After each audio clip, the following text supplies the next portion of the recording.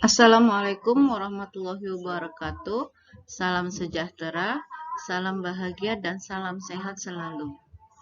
Pada kesempatan ini kita akan mencoba membahas tentang struktur sosial, di mana struktur sosial ini merupakan materi dalam pembahasan yang akan kita lakukan di kelas 11 ini.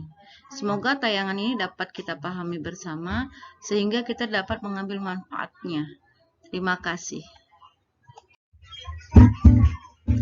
Dalam bab materi struktur sosial ini ada beberapa submateri yang akan kita coba bahas bersama.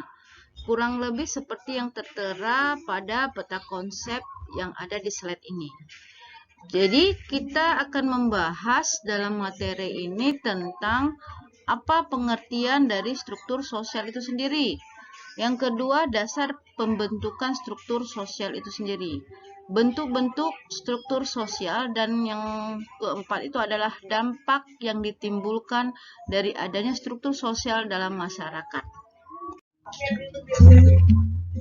Oke, sebelumnya tahukah kamu atau apakah kamu pernah dengar apa sih itu struktur sosial? Struktur sosial itu merupakan sebuah hubungan antara individu dengan orang lain, atau kita katakan bermasyarakat. Hal ini dilakukan untuk membentuk suatu atau membentuk ataupun mempertahankan suatu tatanan yang merupakan ataupun kumpulan sebuah norma, nilai, ataupun peraturan yang ada demi kepentingan bersama. Secara harafiah,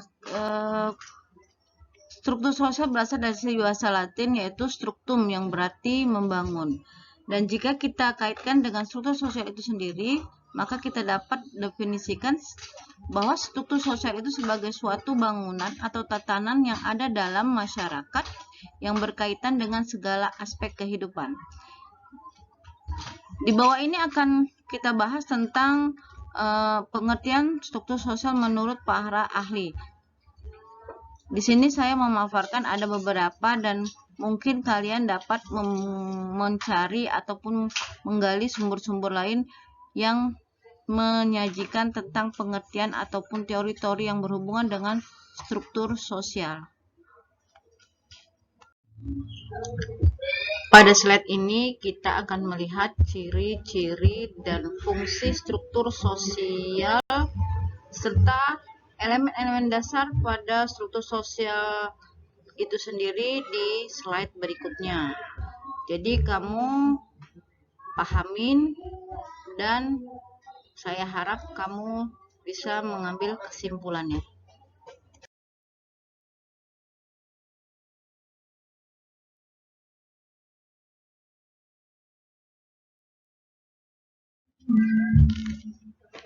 Coba kamu lihat dalam slide ini terdapat materi tentang bentuk struktur sosial.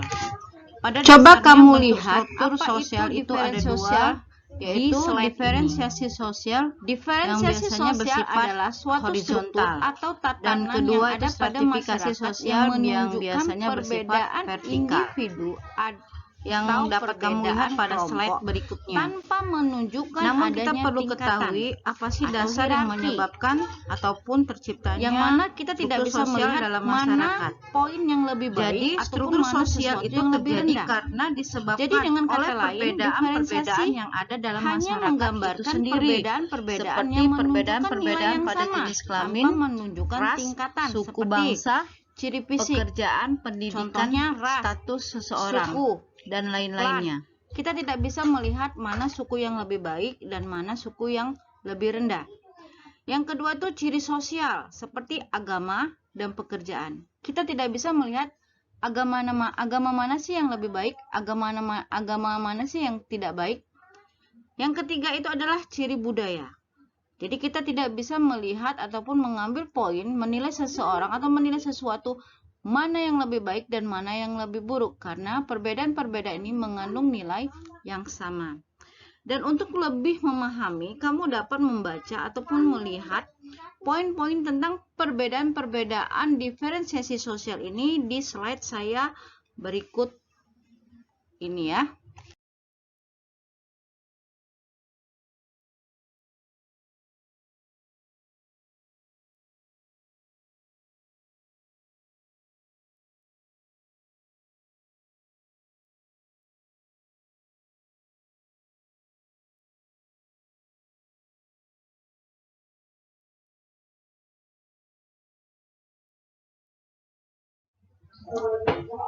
Setelah kamu membaca materi tentang diferensiasi sosial, saya harap kamu dapat mengambil kesimpulan sehingga kamu dapat paham apa yang menjadi faktor-faktor penyebab terjadinya diferensiasi sosial tersebut, sehingga kamu mengerti dampak yang akan terjadi ataupun dampak yang diakibatkan dari diferensiasi sosial itu sendiri. Sehingga nantinya kamu dapat menjawab pertanyaan-pertanyaan yang akan kamu jumpai dalam kehidupan ataupun pembelajaran-pembelajaran selanjutnya. Sebelumnya saya ucapkan terima kasih atas perhatian kamu. Semoga materi ini bermanfaat. Kita akan berjumpa lagi dengan materi stratifikasi sosial dan terima kasih, sampai jumpa lagi.